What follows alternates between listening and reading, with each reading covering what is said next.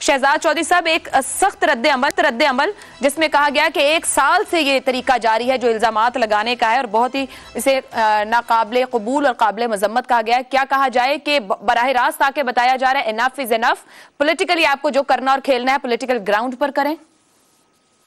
मेरा ख्याल है यही बात तकरीबन हम सब ने जो अपने कमेंट्स दिए उसका एक समरी है, जो कि मेरे ख्याल में अभी उन्होंने ISPR की रिपोर्ट के मुताबिक उसको दोहराया है। तो हालांकि बिल्कुल दुरुस्त है, यही कहा जा सकता है कि जो सियासी मामलात हैं उनको सियासी प्लेटफॉर्म्स पे हल करें, अपने बीच हल करें और इदारों को ख़राब मत करें, उनको मलून मत करें, उनको मलाइन मत करें। ये है उसका लुब्बे लुबाब जो कि कहा जा रहा है। लेकिन वो कि उन्होंने एक आदमी और एक लीडरशिप का जिक्र किया, ये तो एक ऐसी रविश है जो कि हमें काफी अरसे से देखने को मिल रही है। ये तो 2000 जब भी बोलें 16 कर लें, उससे पहले का कर लें, 2013-14 कर लें, ईंट से ईंट बजाने की बात कर लें, कहाँ पे ये इस बात को नहीं इस तरीके से किया गया जो कि आप हमारे प्रोग्राम में भी जिसका जिक्र हुआ। मेरा ख्याल है कि ये ओवरऑल एक पूरा पैगाम जाना चाहिए तमाम सियासी लीडरशिप को कि पाकिस्तान के मसाइल एंटायरली डिफरेंट है। वो ये नहीं है कि कौन सा जनरल कहाँ पे बैठा है। हाँ, अगर आपके पास कोई ऐसा सबूत है जो कि आपको समझता है कि आप समझते हैं कि आपके खिलाफ कोई खास ऐसा अमल हुआ है जो कि जुर्म के जुमरे में आता है, तो आपके पास अदालतों का रास्ता खुला हुआ है। शोर मचाते हैं कि आप पे FIR नहीं की जा सकती, आप अदालत में डायरेक्टली हर चीज के लिए जाते हैं, आप अदालत में इसके लिए भी चले जाइए, अदालत में ले जाइए और आपके सुओ मोटोज या आपकी पिटीशन तो फौरन ही एंटरटेन की जाती है। तो मेरा ख्याल है इससे बेहतर रास्ता और क्या हो सकता है कि अदालतों को एक दफा फिर से इस तरह का मौका दिया जाए कि वो इस पर इंसाफ कर सके, JIT बनाई जा सकती है। लेकिन जब ऐसा इस्तेमाल किया जाता है जैसे कि सियासी लीडरान ही जवाब देते हैं, तो मेरा अपना ख्याल यह है कि फिर ये नजर आता है कि सियासी लीडरान इसको अपने मकसद के लिए इस्तेमाल कर रहे हैं, यानी इदारे उनका एक आला बनते नजर आते हैं। तो उससे इदारों को भी बचने की जरूरत है। ऐसे माहौल में बात करें जबकि ये ना नजर आए कि आप किसी की बात को तकवीयत दे रहे हैं, बल्कि आप एक सेंट्रिस्ट अप्रोच, एक न्यूट्रल अप्रोच, एक पॉलिटिकल अप्रोच जो कि आपका क्लेम है उसको लेके चलना चाहिए। लेकिन इमरान खान के पास एक ही रास्ता है, बजाय इदारों पे इल्जाम धरने के या किसी पे भी इल्जाम धरने के, जाइए अदालत में लेके जाइए, और अगर दूसरी को जुडिशरी से मसला है तो उसके भी रास्ते हैं, उसको उस तरीके से हैंडल कर लें। ठीक, दुरुस्त। चलें जी, अगले मामले की तरफ बढ़ते हैं। गुज़िश्ता रोज के एक अहम लाहौर में साबिक चीफ जस्टिस आजहानी जस्टिस AR कॉर्नेलियस कॉन्फ्रेंस में अक़लियतों के हुकूक के उन्वान से खिताब कर रहे थे, जहां चीफ जस्टिस उमर अता बंदयाल ने कहा कि जब आइन के निफाज की बात आती है तो हमें अपनी आंखें नहीं झपकना चाहिए। अगर आइन में कहा गया है कि असेंबली तहलील होने के बाद 90 दिन में इंतखाबात कराए जाएं, तो यह हमारा फर्ज है कि हम इस पर अमल दरामद करें। हमारे पास इसके सिवा कोई दूसरा रास्ता नहीं। चीफ जस्टिस उमर अता बंदयाल ने इस कॉन्फ्रेंस में पाकिस्तान के साबिक चीफ जस्टिस AR कॉर्नेलियस को भरपूर खिराज तहसीन पेश किया। आइन, कानून और जमहूरियत की सरबुलंदी के लिए जस्टिस कॉर्नेलियस की खिदमात को सराहते हुए चीफ जस्टिस पाकिस्तान ने कहा कि जस्टिस कॉर्नेलियस मुजस्सिमे इंसाफ थे। वो एक अच्छे कानूनदान और सादगी पसंद इंसान थे, इसीलिए उनकी जिंदगी जजेस के लिए एक मिसाल है। Justice AR Cornelius judicial system के लिए तुर्रा इम्तियाज थे। वो जब रिटायर हुए तो उनके कोई असासे नहीं थे। 1955 में जस्टिस कॉर्नेलियस ने गवर्नर जनरल के असेंबलियों की तहलील को गैर कानूनी करार दिया। जस्टिस AR कॉर्नेलियस ने अपने ओहदे की मयाद खत्म होने से 2 माह पहले ही रिटायरमेंट ले ली थी। चीफ जस्टिस उमर अता बंदयाल ऐसे वक्त में जस्टिस कॉर्नेलियस की सोचो फिक्र को सराह रहे हैं जिस वक्त पाकिस्तान में सियासी मामलात पर कई अदालती फैसलों को मुतनाज़ करार दिया जा रहा है। संजीदा आईनी माहिरीन तो मौजूदा जज साहिबान के फैसलों से यह भी अख्स कर रहे हैं कि कौन से जज जस्टिस मुनीर की रिवायात पर आइन और जमहूरियत को नुकसान पहुंचा रहे हैं और कौन से जज जस्टिस AR कॉर्नेलियस जैसे मुजस्सिमे इंसाफ की आईनी और कानूनी विरासत से रहनुमाई ले रहे हैं। जो कुछ उन्होंने गुज़िश्ता रोज कहा और माजी से मिसालें देकर बताया, इसी मामले पर सवाल आप सबके लिए। जस्टिस AR कॉर्नेलियस की जिंदगी जजेस के लिए मिसाल है। Chief justice Pakistan justice Umar Ata Bandial, क्या अदलिया जस्टिस AR कॉर्नेलियस के नक्शे कदम पर चल रही है? हसन निसार साहब। जनिस्बत खाकरा बाल में पाक, इसका पंजाबी तर्जुमा है किथे बिस्मिल्लाह किथे तुर तुर। असासे ही नहीं, वो तो अपनी गाड़ी भी दान कर गए थे। लाहौर के एक होटल के कमरे में रहने वाला दरवेश कॉर्नेलियस, उस बंदे का वैसा ही है जैसे दरवेशों का, आप लफ्ज़ दरवीश है वैसे मैं जानता हूँ, लेकिन दरवीश लोगों को अजीब लगता है।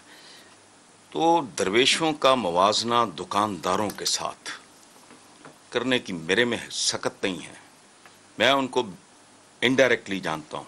अच्छा, एक बात, मुमासलतें हैं, जज इज द जज, इंसाफ, लेकिन इंसाफ के तराजू और दुकानदार की तकड़ी में फर्क नहीं होता। देखने में ही एक जैसे हैं, तोल पे पता लगता है कौन कहां खड़ा है। सो हमारे यहां कहां क्या नहीं, कहां कार्नेलियस साहब, कहां भगवान दास और कहां ये justice Qayyum and the likes of him. Majority हमारे यहां। ये मुहावरा तो हम में से किसी ने इजाद नहीं किया कि वकील की करना है जी, जज जी कर लो। तभी मैंने भुट्टो का बताया आपको, चमचा जजेस, बिकॉज जनरली तो ये कहते हैं कि एक गंदी मछली पूरे जल को गंदा कर देती है। तो जहां गंदी मछलियों की मेजॉरिटी हो, वहां तो मेरे से आप इस गुनाह का इर्तिकाब ना कराएं। कार्नेलियस साहब जैसे बंदे, मैंने उनके लिए दरवेश का लफ्ज बहुत सोच समझ के, बल्कि इस तरह के तो दरवेश भी नहीं होते जिस तरह के वो थे। वो गाड़ी तक एक बंदा दान कर गया, हैंड टू माउथ रहने वाला एक बिल्कुल बेनियाज आदमी, ना ग्लैमर की, ना ताकत की, ना फला, ना कुछ नहीं। सही कहा, सरतापा मुजस्समा इंसाफ का उनके। अब सही, ये जब अब्दुल कयूम देखते हैं तो फिर and the likes of him, वो तो एक सिंबल बन गया ना माशाल्लाह मरहूम। तो ठीक, चल ये उनके नक्शे कदम हो, ये नक्शे कदम पे चलना, ये तो आग पे चलने के मुतरादिफ है। इन अ कंट्री लाइक पाकिस्तान, जहां एक से एक फनियर बैठा है, ये कोई आसान काम है क्या? नहीं, जस्टिस क्या नहीं, सुभान अल्लाह। ये चंदी मिसालें हमारे पले और है क्या? बाकी तो जस्टिस अनवारुल लकर, नसीम हसन शाह, तो कयूम, तो फलाना अब्दुल कयूम, कयूम तो कहना नहीं चाहिए, तो अल्लाह पाक का नाम है। बाकी तो छोड़ें जो रेफरेंस। हसन साहब कह रहे हैं नक्शे कदम पर चलना आग पर चलने के मुतरादिफ है। अब साहब एक और उन्होंने गुफ्तगू में कहा, जो मैंने इब्तिदाई में भी बात की, जस्टिस कॉर्नेलियस का हवाला देते हुए, 2 माह पहले अपनी मुद्दत से वो उन्होंने रिटायरमेंट ले ली। इस वक्त भी जो हालात है, बहुत सी बातें हो रही। चीफ जस्टिस जुलाई में अपने बारे में भी क्या कोई फैसला लेकर ऐसा सोच रहे हैं?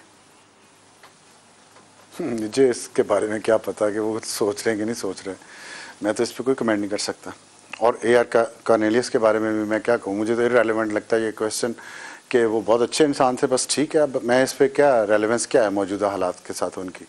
इससे पहले जो आपने बात की है, जो सवाल हुए, मैं उस पर थोड़ी बात करना चाहता हूँ रिकॉर्ड की दुरुस्तगी के लिए, कि मुझे नहीं समझ आती कि how can 2 wrongs make 1 right। अगर माजी में किसी वज़ीर आज़म ने या किसी सदर ने कोई गलत बात की है तो उसको फटाफट इक्वेट करने की बहुत जल्दी की जाती है।